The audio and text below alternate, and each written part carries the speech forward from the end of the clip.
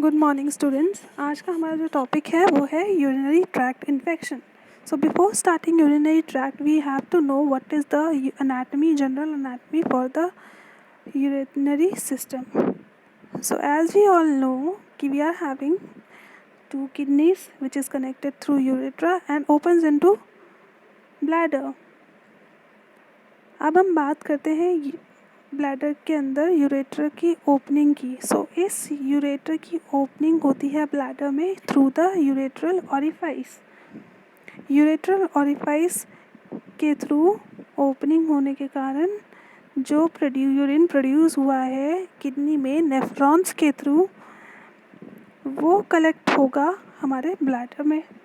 और जब भी हमारे internal sphincter muscles, external sphincter muscles और डेट्रूसर मसल के पैरासिम्पैथेटिक एंड सिम्पैथेटिक हमें रिस्पॉन्स या फिर हमें रिस्पॉन्स मिलेगा, हमें इंफॉर्मेशन मिलेगी दैट ब्लैडर इज़ फुल, तो इन मसल्स की रिलैक्सेशन होगी जिसकी वजह से यूरिन पास आउट हो जाएगा। ये जनरल एनाटमी के बारे में हो गया।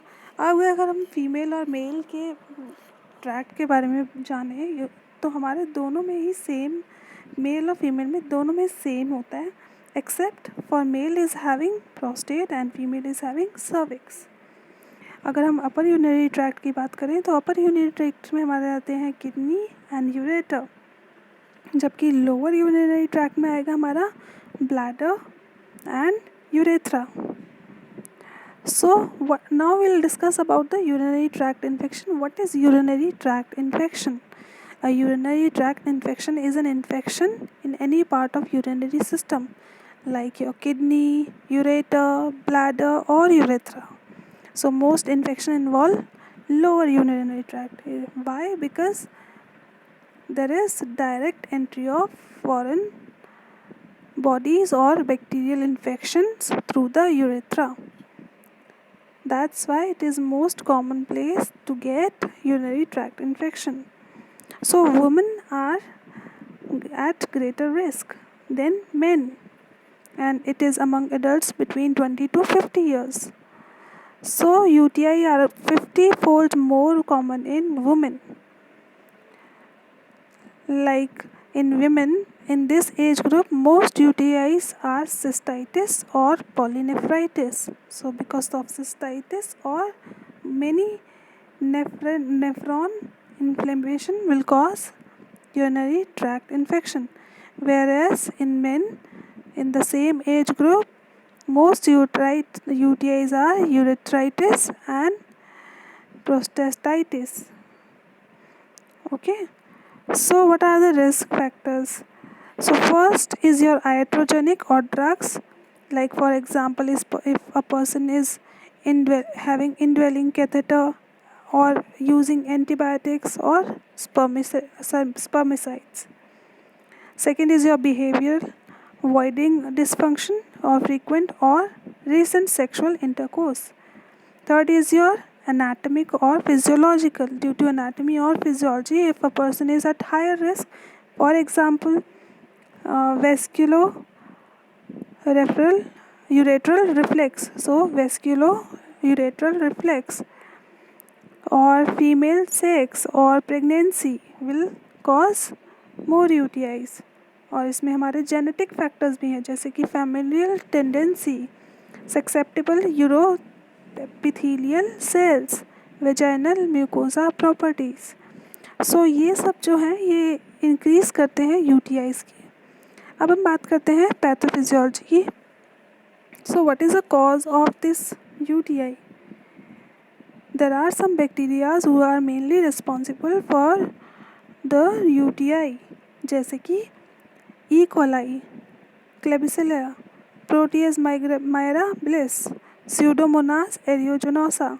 So these are the gram-negative bacteria which are mainly responsible for UTI. अगर हम ग्राम पॉजिटिव की बात करें जो बहुत ही कम और रेयरली कॉज करते हैं जैसे staphylococcus सेप्रोफाइटिकस, enterococcus फेकालिस and Streptococcus egalatia. So these are the group B streptococcal bacteria. So what happens in this is when there is an acute when there is pathogen colonizes the periurethral area and ascends through the urethra upwards toward the bladder. When you get infection or some bacteria is colonized into your urethra, it will colonizes the periurethral area and ascends through the urethra upward toward the bladder. So ऊपर की तरफ जाएगा. Now uroepithelial penetration. Fimbria, which are the free flowing cells present in the bladder, which moves up and down, right? So these fimbria allow bladder epithelial cells attachment and penetration. Following penetration, bacteria continue to replicate and may form biofilms. अब ये जैसे जैसे ऊपर जाएगा, ये जो fimbria हैं ये इसको असेंड करेंगी आगे की तरफ. जब ये असेंड करेंगी तो यहाँ पे हमारी एक फॉर्मेशन होगी ascension. What is this ascension? Once sufficient bacterial colonizes occur. अब ये कॉलोनाइजेशन जैसे ही हो गया है, ये जो बैक्टीरिया है अब ये असेंड करेगा यूरेटर के थ्रू हमारी किडनीज़ में. और इसको असेंड कराने के लिए फिम्ब्रिया जो हमारे स्मूथ मसल सेल्स के ऊपर एक फैन लाइक स्ट्रक्चर्स प्रेजेंट होते हैं जो कि ये मूवमेंट करते हैं अप एंड डाउन में. सो ये इसको असेंड करेंगे असेंशन प्रोसेस में. So these bacteria toxins may play a inhibiting peristalsis. Just like peristalsis movement, ये भी यही सेम काम करेंगे fimbria to ascend this bacteria into the kidney. Now pyelonephritis. So infection of renal parenchyma causes inflammatory response called polynephritis.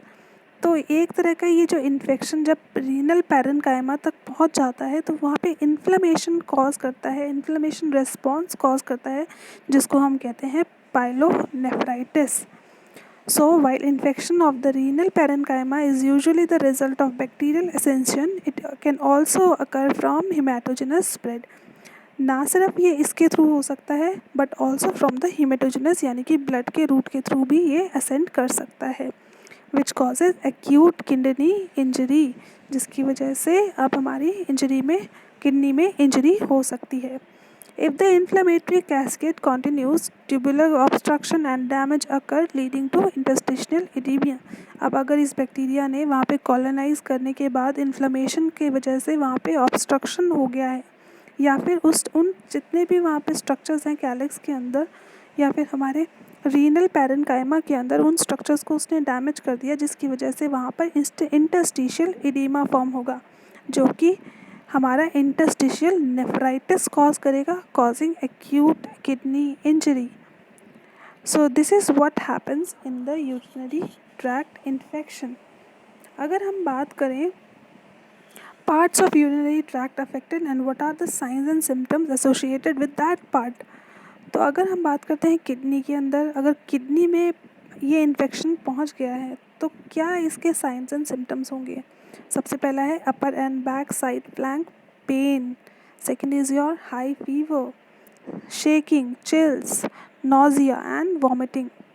अगर हमारा ये bladder से related है तो there will be some pelvic pressure, lower abdomen discomfort, frequent painful urination, blood in urine. Now next is your urethra. अगर ये urethra urethritis भी कह सकते हैं और bladder में है तो cystitis कहेंगे, right?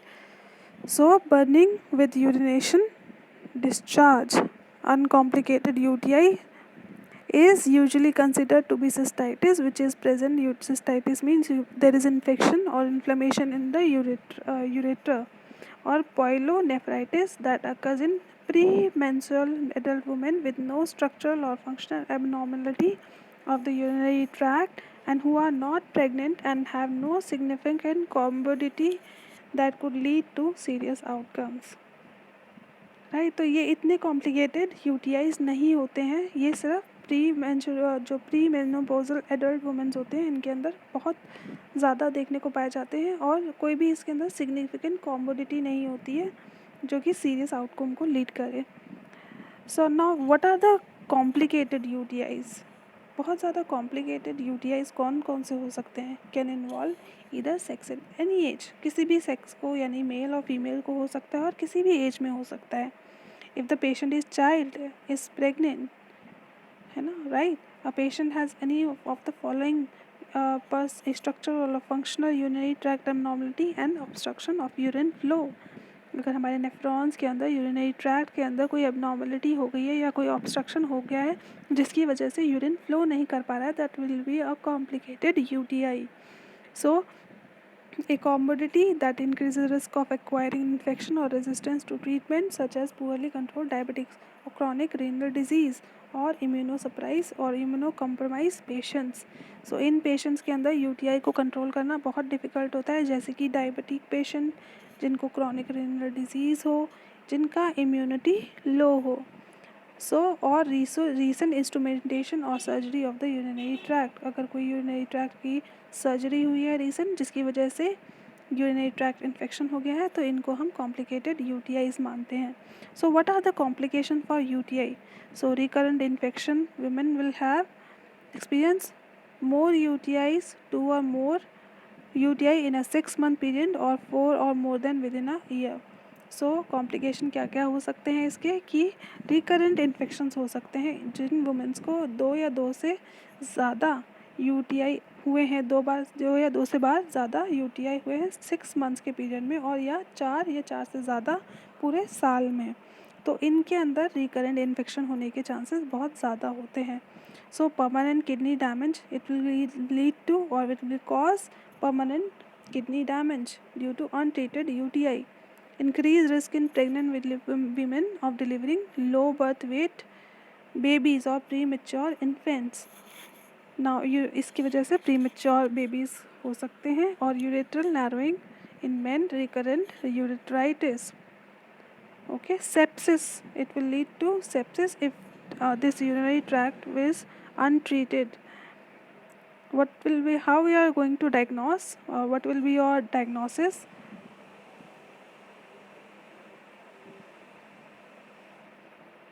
सबसे पहले डायग्नोस करने के लिए हमें यूरिनरी कलेक्शन करना है, यूरिन कलेक्शन करना है, जिसको हम क्लीन एंड कैच कहेंगे.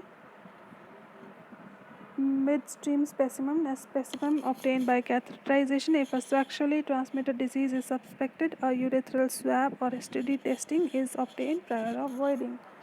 कल्चर जो है हम रिकमेंड करते हैं इन पेशेंट्स में, जैसे for example pregnant women, post menopausal women, men, प्री-pubertal children, patient with UTI abnormality or recent instrumentation, patient with immunosuppression or significant comorbidities, patient whose symptoms suggest pyelonephritis or sepsis, patient with recurrent UTIs. Urinary tract imaging करेंगे through the ultrasound, CT और intravenous urine urethra के through हम उसको देखते हैं through camera. Okay,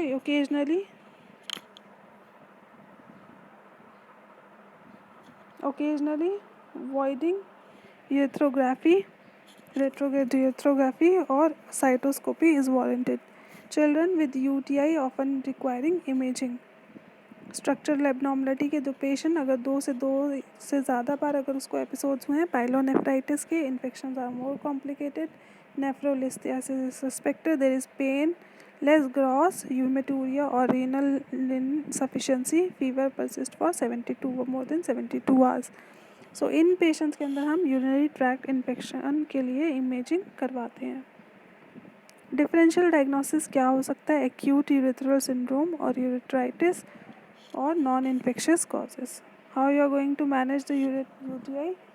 urethritis के लिए हम लोग उनको एंटीबायोटिक्स का कोर्स देंगे जिसमें इन ड्रग्स का नाम मेंशन है. फॉर एग्जांपल यूरेथ्राइटिस के लिए there is ceftriaxone 250 milligram and azithromycin और डॉक्सीसाइक्लिन. और सिस्टाइटिस के लिए हम नाइट्रोफ्यूरेटानॉइन और हम उसको ट्राइमेथोट्रोपिन एंड सल्फामिथेक्सोन. और एक्यूट पाइलोनेफ्राइटिस के लिए हम